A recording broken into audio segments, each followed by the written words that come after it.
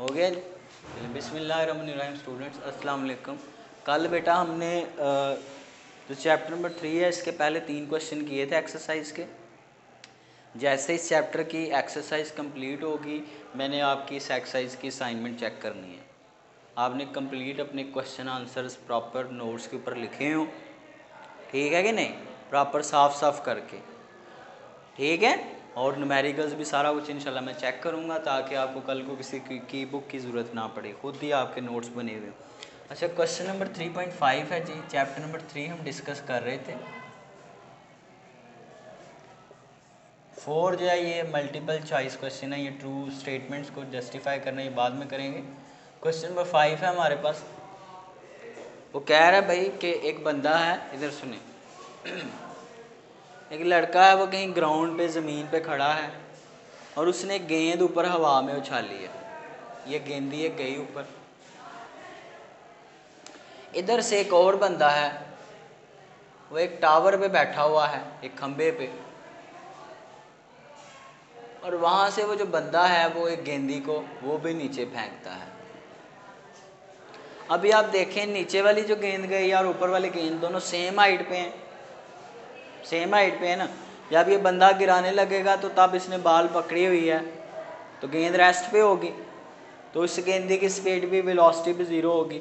ये गेंदी जब ऊपर फेंकी जाएगी तो सबसे ऊपर जाके हाइट पे जाके ये गेंद रुकती है ना, रुक के फिर वापस आती है, जैसे झूला हो किनारे पर रुक के फिर वापस आता है ना। इतनी तेज़ी से होता है कि हमें वो महसूस नहीं होता, लेकिन रुकता सही है। अच्छा, इस हाईएस्ट पॉइंट के ऊपर यहाँ पे और यहाँ पे ये जो दोनों गेंदें हैं, दोनों बॉल्स हैं, इनकी स्पीड क्या है, सेम है, एक जैसी है।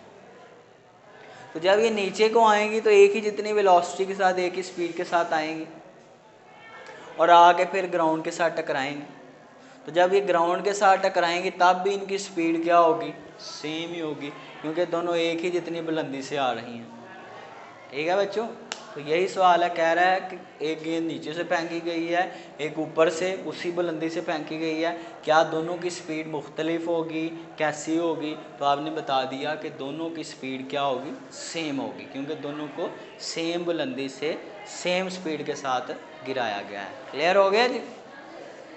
ठीक है बेटा हसन, ठीक है। अच्छा, तो इसका आंसर हम लिखने लगे हैं जी।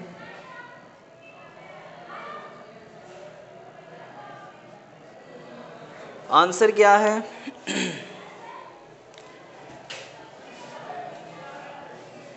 The ball which is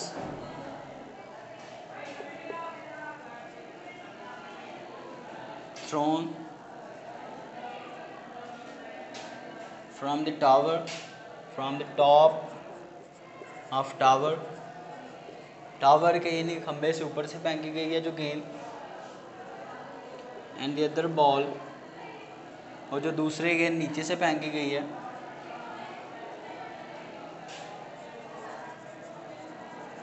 throne from ground, will reach the ground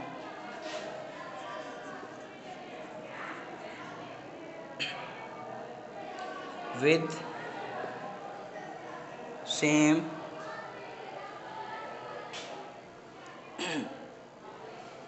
speed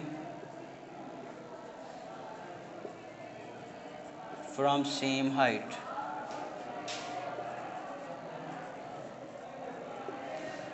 अच्छा देखें बेटा, जो मैंने लिखा है बात को अंडरस्टैंड करें। आप खुद भी लिख सकते हैं, लाजमी नहीं आप रट्टा लगाएं कि वो गेंद जो हमने खंबे के ऊपर से फेंकी है और वो गेंद जो हमने नीचे से ऊपर फेंकी थी, दोनों जो हैं जब नीचे आएंगी वापस, दोनों गेंदें एक ही स्पीड के साथ आएंगी और एक ही स्पीड के साथ आके क्या करें, एक ही बुलंदी से आएंगी और एक ही स्पीड के साथ वो दोनों आके नीचे गिरेंगी और ग्राउंड के साथ टकराएंगी। ठीक है बेटा? अच्छा, इसके बाद आगे हमारे पास सवाल है, नेक्स्ट क्वेश्चन है, क्वेश्चन नंबर 6 कह रहा है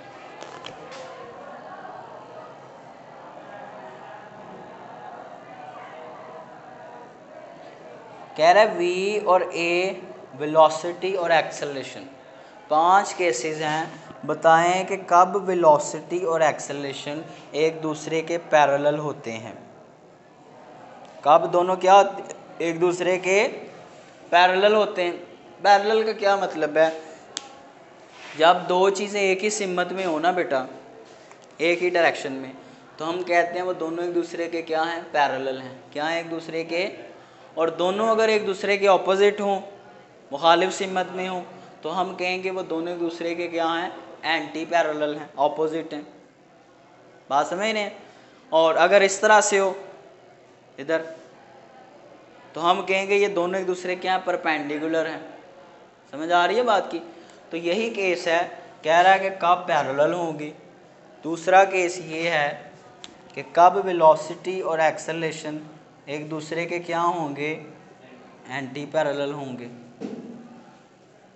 अब मैं समझाता हूँ तो आप खुद फिर इसका लिख सकते हैं, लेकिन चलें लिखवा भी देता हूँ।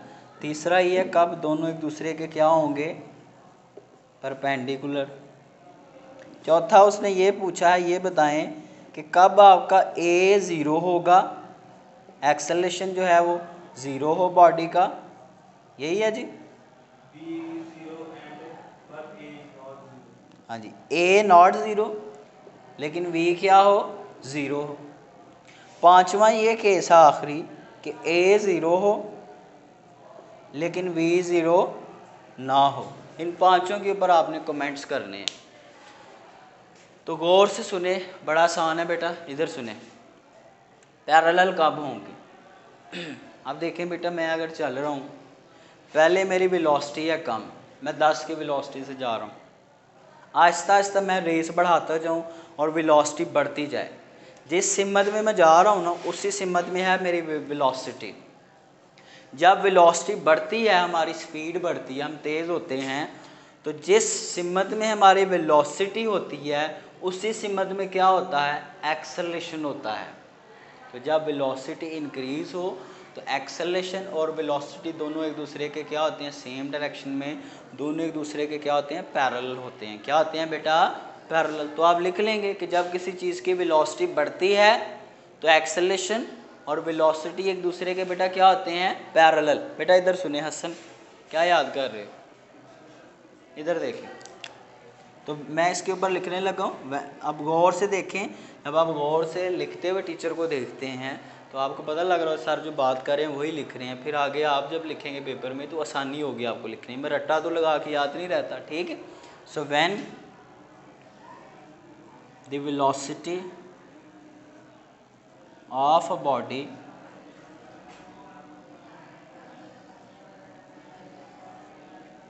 इंक्रीजेस, जब किसी बॉडी की वेलोसिटी क्या होती है, इंक्रीज होती है, बढ़ती है,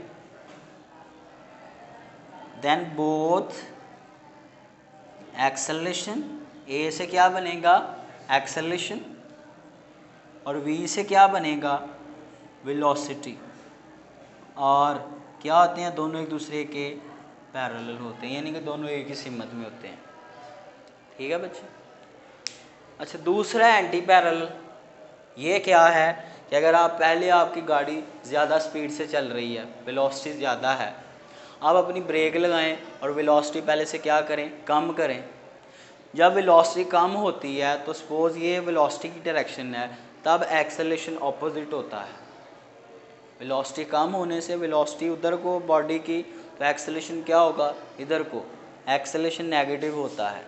तो दोनों की डायरेक्शन क्या होती है, ऑपोजिट होती है। देख रहे हैं ना, एक इधर को है, ये एक्सेलरेशन का, और ये किसका, वेलोसिटी का। तो जब किसी शय की वेलोसिटी कम हो, डिक्रीज हो, तब वेलोसिटी और एक्सेलरेशन दोनों एक दूसरे के मुखालिफ सिमत में होते हैं, दोनों एक दूसरे के एंटी पैरेलल होते हैं। बात समझ रहे हैं कि नहीं। सिंपल करके, अगर ना कहीं से पता लगे पूछें जी। So when the velocity of a body decreases, कम होती है, then both acceleration and velocity are anti parallel. क्या होते हैं बेटा? एंटी पैरेलल का मतलब है दोनों एक दूसरे के मुखालिफ होते हैं। ठीक है। अच्छा, चौथा तीसरा केस ये है कि बताएं कि परपेंडिकुलर कब होता है। अब परपेंडिकुलर वाला भी देख लें, ये पहला था, ये दूसरा था, वो थोड़ी जगह ऊपर नीचे हो गई हैं। अब ये तीसरा है। देखें बेटा, ये एक सर्कल है। 9th क्लास में आपने पढ़ा होगा कि जब भी कोई बॉडी सर्कुलर पाथ में मूव करती है, किस में मूव करती है? सर्कुलर पाथ में। तो सर्कल में मूव करने के लिए उसके पास क्या होती है? सेंट्रीपिटल फोर्स होती है। पढ़ा था कि नहीं पढ़ा था 9th में? अब सेंट्रीपिटल फोर्स की सिमत हमेशा किधर को होती है? सेंटर की तरफ, सर्कल के सेंटर की तरफ। अब न्यूटन का दूसरा लॉ ये कहता है कि जिधर को सेंट्रीपिटल फोर्स होगी, उधर जिधर को फोर्स लगती है उधर कोई आपका क्या होता है? एक्सेलरेशन। कि आप जिस सिमत में फोर्स लगाएंगे, सेकंड लॉ ये कहता है उसी सिमत में क्या प्रोड्यूस होगी? एक्सेलरेशन प्रोड्यूस होगी। क्या प्रोड्यूस होगी? तो एक्सेलरेशन अंदर को है। जैसे गाड़ी जो है वो इधर को जाने की कोशिश कर रही है, तो गाड़ी की वेलोसिटी ये है। तो अब आप गौर से देखें तो वेलोसिटी और एक्सेलरेशन के दरमियान कितना एंगल बन रहा है? 90 डिग्री का। तो जब भी कोई बॉडी सर्कल में मूव करती है, दायरे में मूव करती है, तब उसकी वेलोसिटी और उसकी एक्सेलरेशन दोनों एक दूसरे के साथ कितने ज़ाविये पे होते हैं? 90 डिग्री पे, यानी कि एक दूसरे के परपेंडिकुलर होते हैं। तो आप खुद भी इसको लिख सकते हैं अपने अल्फाज में भी। ठीक है, कोई गलत नहीं इसको करेगा। ये करें अपने अंदर ये चीज़ डेवलप खुद लिखने वाली। तो लिखते हैं जी, व्हेन अ बॉडी मूव्स, जब कोई चीज़ चलती है अलोंग अ सर्कुलर पाथ पर, then both acceleration and velocity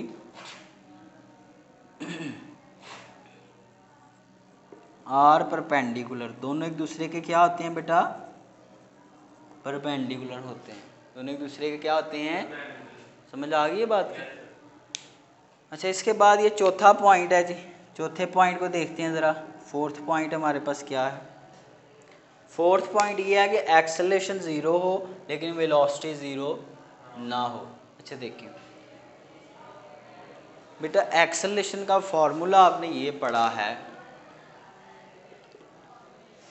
delta we over delta T. Velocity में चेंज, वेलोसिटी का तब्दील होना टाइम के हिसाब से। अगर आपकी बॉडी चल रही हो यूनिफॉर्म वेलोसिटी से, किस वेलोसिटी से? तो न्यूटन का पहला कानून ये बताता है बॉडी में एक्सेलरेशन नहीं होगा। क्यों? यूनिफॉर्म वेलोसिटी से मतलब ये कि अगर आप 50 की वेलोसिटी से जा रहे हैं, आप उसी से जाते रहें, चेंज ही नहीं हो रही। समझ आ रही? अब वेलोसिटी चेंज ही नहीं होगी, वेलोसिटी चेंज होगी तो एक्सेलरेशन होगा ना। अब वी चेंज ही नहीं हो रहा, यूनिफॉर्म वेलोसिटी मतलब जो चेंज ना हो रही हो, इसमें तब्दीली ना आ रही हो। जब बॉडी यूनिफॉर्म वेलोसिटी से मूव करती है तो बॉडी की वेलोसिटी चेंज, अब इसका मतलब ये कि ऊपर वाली चीज़ ज़ीरो है, डेल्टा वी चेंज हुआ ही नहीं कुछ, वेलोसिटी ज़ीरो, क्योंकि वेलोसिटी में चेंज ज़ीरो। तो ज़ीरो से किसी चीज़ को डिवाइड करें, आंसर क्या आता है? ज़ीरो ही आता है। कौन सा केस? हम चौथा केस पढ़ रहे हैं, मैं एंड वाले पॉइंट की तरफ चला गया हूँ। चलें तो हम ज़रा तीसरे केस की बात करने लगे हैं कि वेलोसिटी हमारे पास क्या हो? ज़ीरो हो, लेकिन एक्सेलरेशन ज़ीरो ना हो। ये जो मैं बात कर रहा हूँ ये आखिरी पॉइंट है। चलें इसको मैं पहले कर लेता हूँ, फिर हम चलेंगे कि जब बॉडी क्या हो, यूनिफॉर्म वेलोसिटी से मूव कर रही हो। यूनिफॉर्म वेलोसिटी से मूव करने का मतलब है कि उसके पास कुछ वेलोसिटी है, 10 है, 20 है, उसी से वो चलती जा रही है। जब 10-20 है तो वो ज़ीरो के बराबर तो नहीं ना होगा, तो वेलोसिटी ज़ीरो नहीं है, वेलोसिटी हमारे पास ज़ीरो नहीं। चौथा केस में, आखिरी केस जो 5वें है उसकी बात कर रहा हूँ, वेलोसिटी ज़ीरो नहीं है लेकिन एक्सेलरेशन क्या है हमारे पास? ज़ीरो है। तो जब बॉडी यूनिफॉर्म वेलोसिटी से मूव करती है तो उसका एक्सेलरेशन क्या होता है, ज़ीरो होता है। ये पांचवा केस है। अब चौथा केस ज़रा सुन लें जो उधर लिखा हुआ है। देखें बेटा, आपकी गाड़ी चल रही हो, आप लगा दें ब्रेक। क्या लगा दें, ब्रेक लगा दें, तो उससे क्या होगा, कुछ देर के बाद आपकी गाड़ी किस में आ जाएगी, रेस्ट में। अब पहले वो तेज़ चल रही थी, गाड़ी पहले तेज़ चल रही है ना, इधर बैठा हसन, पहले गाड़ी तेज़ चल रही है, जब ब्रेक लगाई तो गाड़ी की स्पीड क्या हो जाएगी, जब स्पीड कम हुई है या वेलोसिटी चेंज हुई है, तो जब वेलोसिटी चेंज होती है तो बॉडी में क्या प्रोड्यूस होता है, एक्सेलरेशन। तो ब्रेक लगाने से वेलोसिटियाँ तो चेंज हो गई, तो एक्सेलरेशन तो पैदा हो गया। अब गाड़ी रेस्ट में आ गई है तो उसका वी क्या हो जाएगा, वेलोसिटी ज़ीरो हो जाएगी, लेकिन एक्सेलरेशन तो पैदा हो गया। समझ आ गई बात की। तो चौथा केस ये कि जब ब्रेक लगाएंगे तो ए ज़ीरो नहीं होगा, क्योंकि ए कुछ है, अब ए कुछ पैदा हो गया, लेकिन वी ज़ीरो हो जाएगा। तो यही बात हम लिखने लगे हैं बेटा, बड़ा आसान करके। चौथा पॉइंट ये है कि वी कब ज़ीरो होगा, तो जब हम ब्रेक लगाएंगे। क्या लगाएंगे, break.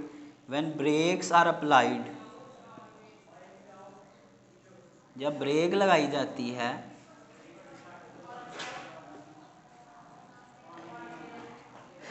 Then the body comes to rest, body किस में आ जाती है, रेस्ट में। एंड वी इक्वल्स टू क्या हो जाता है, zero. V is zero but A is not equals to zero, लेकिन ए ज़ीरो के इक्वल नहीं होता, क्योंकि वेलोसिटी चेंज हुई, एक्सेलरेशन प्रोड्यूस होगा। अच्छा, आखिरी पांचवा पॉइंट वो ये था कि जब बॉडी किस वेलोसिटी के साथ मूव करती है, यूनिफॉर्म वेलोसिटी के साथ, उसके वेलोसिटी ज़ीरो नहीं होती। अब वेलोसिटी चेंज नहीं हो रही, इसलिए उसका एक्सेलरेशन क्या होता है, ज़ीरो होता है। वेलोसिटी चेंज होगी तो क्या प्रोड्यूस होगा, एक्सेलरेशन। तो पांचवा पॉइंट, व्हेन अ बॉडी, जब कोई बॉडी मूव करती है, moves with uniform velocity,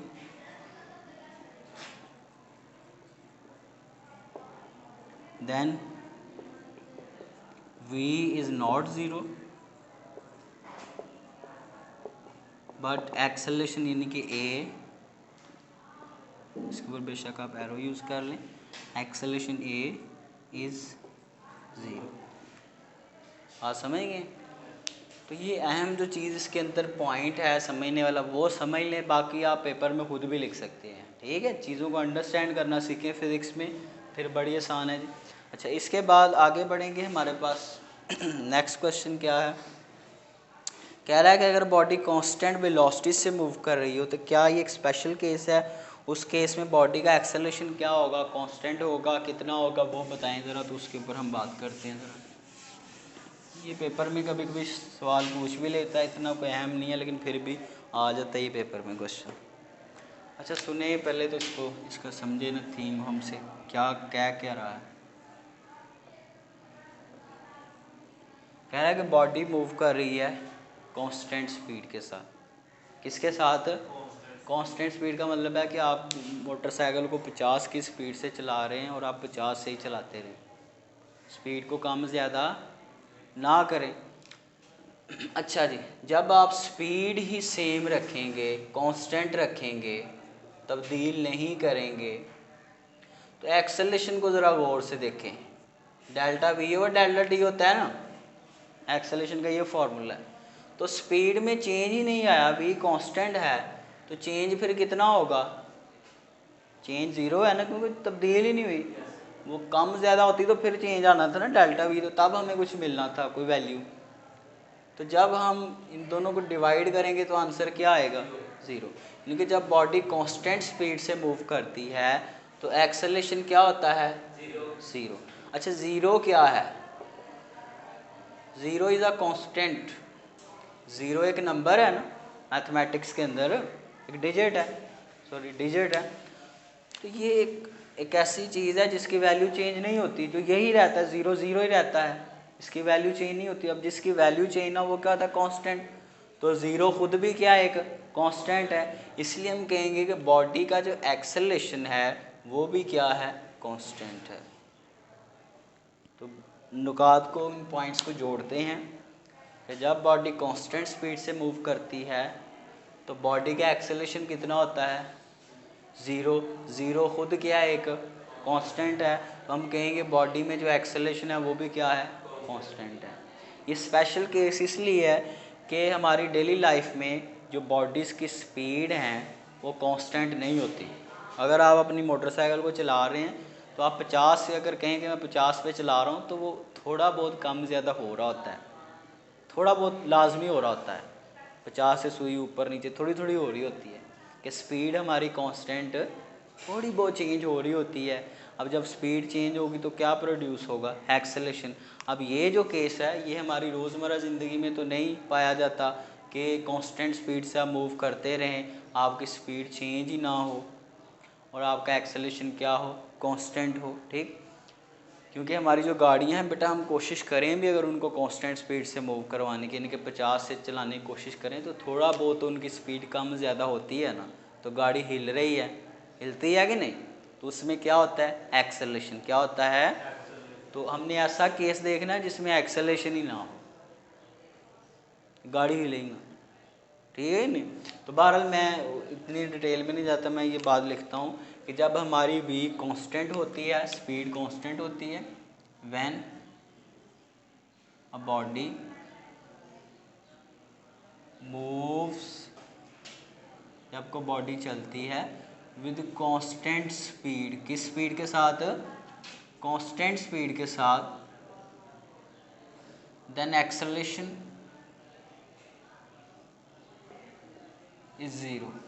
acceleration बेटा कितना होता है बॉडी में, ज़ीरो होता है, and zero is a constant.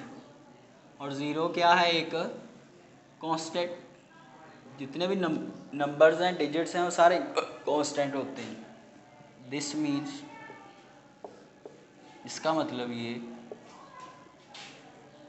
The acceleration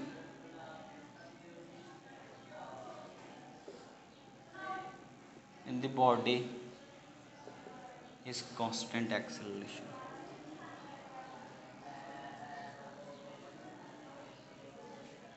ठीक है बच्चों, ठीक है जी। अच्छा, इसके बाद आगे बढ़ेंगे। नेक्स्ट हमारे पास क्या क्वेश्चन है, ठीक है। अब देखें जी, वो कह रहा है कि अगर हमारे पास एक ऑब्जेक्ट हो, उसके ऊपर अगर आप फोर्स लगाएं उसके मोमेंटम में जो चेंज आएगा वो आप फाइंड करें। तो ये नोट करेंगे आप, करना है अभी आपने नोट, चले मैं ऐसे करता हूँ, इधर लिख लेता हूँ। क्वेश्चन नंबर 8 है, देखिए जी, ये सुने इधर, ये गाड़ी, एक गेंद है, मोमेंटम में चेंज का फोर्स से क्या ताल्लुक है, पीछे केस इनको पढ़ाया था बेटा। ये एक गाड़ी है, ये गेंद है, कोई ये वी वेलोसिटी से जा रही है, आप इसको पीछे से धक्का देते हैं, इसके ऊपर फोर्स लगाते हैं, तो ये ऐसे ही गाड़ी आहिस्ता चल रही है, पीछे ठुड्डा लगाएं उसको तो तेज़ हो जाती है ना, स्पीड उसकी चेंज हो जाती है। अच्छा, गाड़ी जो है उसकी स्पीड पहले से बढ़ के कितनी हो जाएगी, VF हो जाएगी। अब जितने टाइम के लिए फोर्स लगाएंगे वो टाइम क्या है, T है। तो हमने देखना है कि यहाँ पे फोर्स और मोमेंटम का आपस में क्या ताल्लुक है। तो बेटा ये सिंपल है, व्हेन फोर्स, तो पहले हम लिख लेते हैं ये थोड़ी सी इसकी एक्सप्लेनेशन कि सपोज फ़र्ज़ करें अ बॉडी इज़ मूविंग, एक बॉडी हरकत कर रही है, कितनी वेलोसिटी के साथ, VI वेलोसिटी के साथ, moving with velocity VI, and F force जो है इस पर अप्लाई की गई है, ऑन इट, इस पर, एंड इट्स वेलोसिटी, और इसकी जो वेलोसिटी है वो कितनी हो गई है बेटा, फोर्स लगने के बाद वी एफ होगी, कितनी वेलोसिटी हो गई है V F.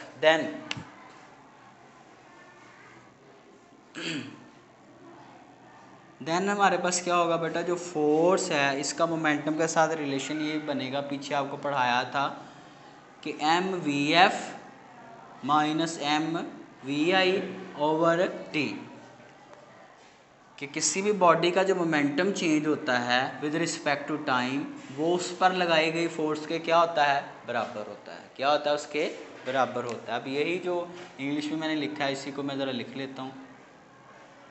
Time rate of change of momentum, momentum में जो तब्दीली है वक़्त के हिसाब से इज़ इक्वल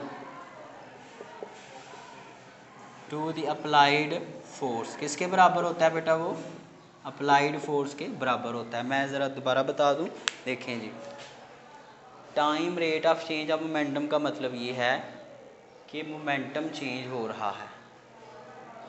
मोमेंटम क्या हो रहा है, किसके रिस्पेक्ट से, टाइम के रिस्पेक्ट से। तो वो जो मोमेंटम में चेंज है विद रिस्पेक्ट टू टाइम वो किसके इक्वल आ रहा है, फिर लगाई गई फोर्स के इक्वल है। ठीक है बेटा, तो ये हमारे पास क्वेश्चन थे आज के लिए, इसको नोट कर लें, अपना ख्याल रखें जी। इंशाल्लाह कल मिलेंगे। अल्लाह हाफिज़। चलिए तो ऑफ कर।